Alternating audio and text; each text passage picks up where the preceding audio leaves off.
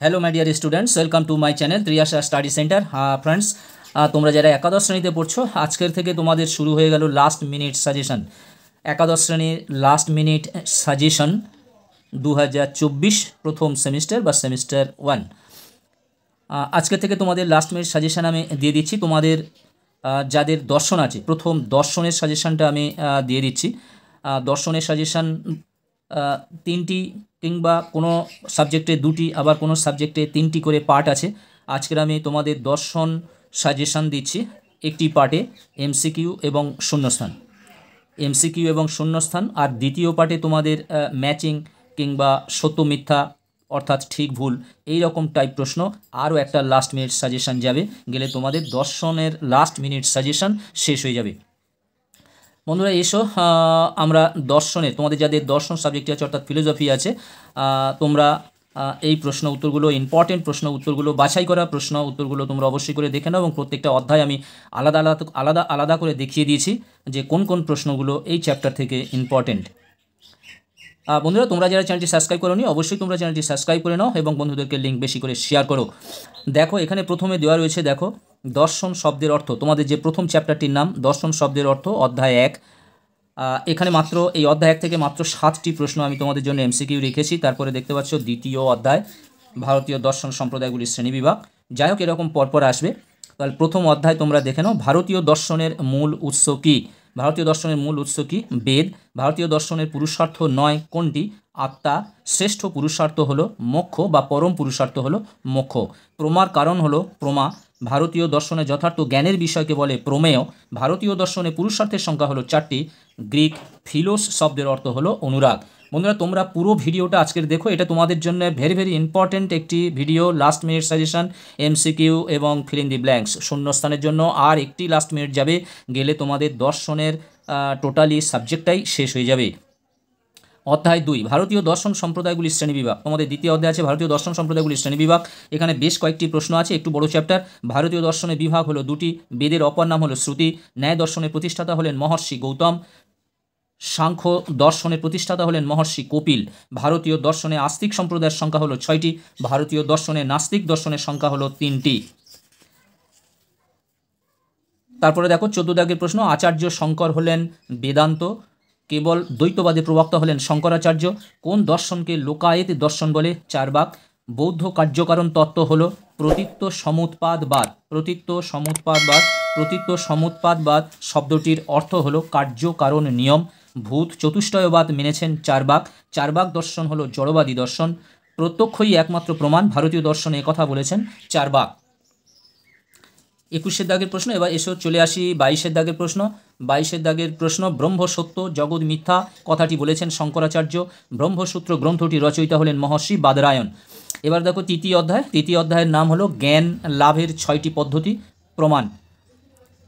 এখান থেকে মাত্র 3টি প্রশ্ন আছে। দেখতে পাচ্ছি 24 দাগের প্রশ্ন। শব্দকে শ্রেষ্ঠ প্রমাণ বলে উল্লেখ করেছেন মীমাংসা দর্শনে। অজ্ঞাত পদার্থের সঙ্গে জ্ঞাত পদার্থের সাদৃশ্য হলো উপমিতি এবং অনুমান প্রমাণের প্রমা হলো অনুমিতি। অনুমান প্রমাণের প্রমা হলো অনুমিতি। এরপর দেখো চতুর্থ অধ্যায়। চতুর্থ অধ্যায় আছে 4 ভাগ কর্তৃক অনুমান প্রমাণ খণ্ডন। 4 ভাগ দর্শন হলো জড়বাদী দর্শন। অনুমান প্রমাণ নয় একথা বলেছেন 4 ভাগ। ব্যাপ্তি জ্ঞান সম্ভব নয় একথা বলেছেনও 4 ভাগ। 4 ভাগ মতে যথার্থ জ্ঞানের উৎস হয় প্রত্যক্ষ। 4 ভাগ মতে যথার্থ জ্ঞানের উৎস হলো প্রত্যক্ষ। এরপর দেখো অধ্যায় 5 ন্যায় মতে প্রত্যক্ষের লক্ষণ। ন্যায় মতে প্রত্যক্ষের লক্ষণ। ন্যায় মতে প্রমাণ হলো 4টি। ন্যায় মতে অনুমিতি হলো প্রমা। ন্যায় দর্শনের ভাষ্যকার হলেন মহর্ষি বাৎসায়ন। ন্যায় মতে শাব্দ হলো প্রমা। ন্যায় মতে লৌকিক সন্নিকর্ষ কয় প্রকার? 6 প্রকার। ন্যায় মতে অলৌকিক প্রত্যক্ষ কয় প্রকার? 3 প্রকার। এরপরে দেখো অধ্যায় 6 নির্বিকল্পক ও সবিকল্পক প্রত্যক্ষের পার্থক্য। ন্যায় মতে নির্বিকল্পক প্রত্যক্ষের ক্ষেত্রে কোনটি প্রমাণ? অনুমান। নিষ্প্রকারক জ্ঞানকে বলে নির্বিকল্পক এবং বিকল্প শব্দের অর্থ হলো বিশেষণ। বন্ধুরা, সমস্ত দর্শনের অধ্যায়গুলি এমসিকিউগুলো এক জায়গায় করে, এটি তোমাদের লাস্ট মিনিট সাজেশনও বটে।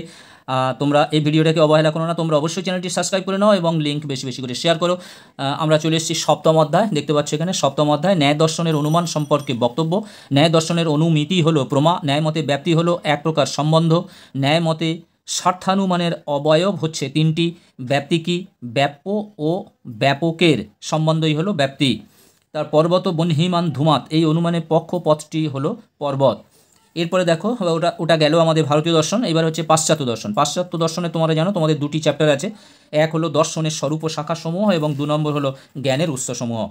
যা প্রথম অধ্যায়, পাশ্চাত্য দর্শনের প্রথম অধ্যায়, চিন্তা সম্বন্ধীয় বিজ্ঞান বলতে বোঝায় যুক্তিবিদ্যা।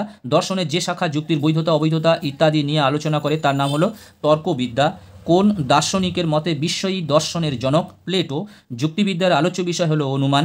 যে যুক্তিতে আশ্রয়বাক্য থেকে সিদ্ধান্তটি অনিবার্যভাবে নিঃসৃত হয় তাকে বলে অবরোহ যুক্তি। এবার দেখো পাশ্চাত্য দর্শনের দ্বিতীয় অধ্যায়, জ্ঞানের উৎসসমূহ। আমি চিন্তা করি অতএব আমি আছি, একথা বলেছেন দেকার্ত। আধুনিক অভিজ্ঞতাবাদের জনক হলেন লক। বিমূর্ত সামান্য ধারণা স্বীকার করেছেন লক। বুদ্ধিতে এমন কিছুই নেই যা পূর্বে ইন্দ্রিয়ের মধ্যে ছিল না, এই কথা বলেছেন জন লক। বিমূর্ত সামান্য ধারণা খণ্ডন করেছেন বার্কলে। জ্ঞান হলো ধারণার অনুষঙ্গ, এ কথা বলেছেন হিউম। প্রকৃত অর্থে নরমপন্থী বুদ্ধিবাদী দার্শনিক হলেন কান্ট। দ্রব্য ইজিক্যাল টু ঈশ্বর ইজিক্যাল টু প্রকৃতি, এই সমীকরণটি কে করেছেন? স্পিনোজা।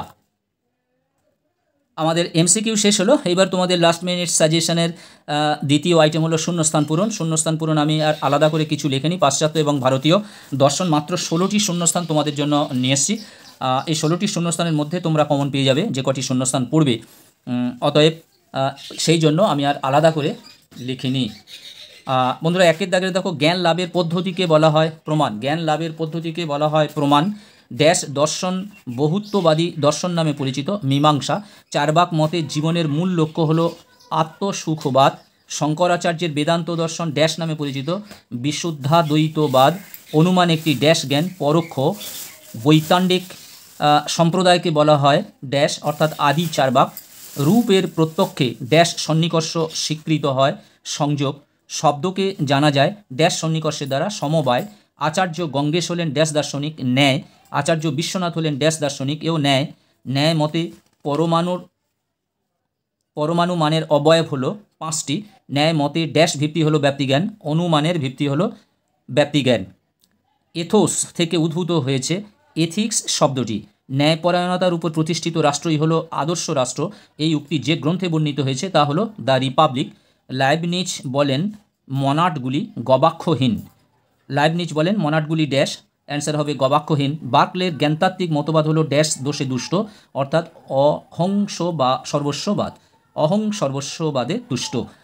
এই গেল আজকেকার মতো ভিডিও। বন্ধুরা, আরও স্তম্ভ মেলাটেন দিলে একটা ভিডিওর মধ্যে হয়ে উঠবে না, সেই জন্য তোমাদের দ্বিতীয় লাস্ট মিনিট যে সাজেশনটা থাকবে আর একটি পার্ট, সেটি দিয়ে তোমাদের দর্শনের লাস্ট মিনিট সাজেশন শেষ হবে।